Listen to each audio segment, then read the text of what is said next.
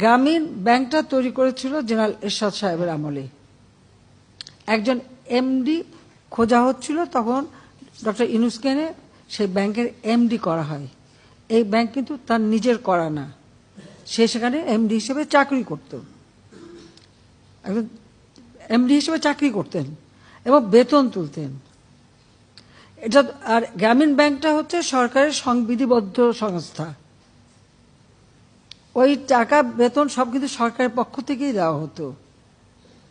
সরকার কেউ বাইরে গেলে জিও নিয়ে যেতে হতো। সেই চাকরিরত অবস্থায় সেটাকে তিনি নিজে করি এমনভাবে প্রচার করছেন যে ওটা যেন ওরা নিজেরই করা।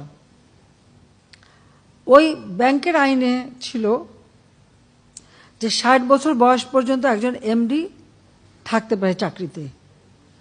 60 বছরের উপরেও আরো 10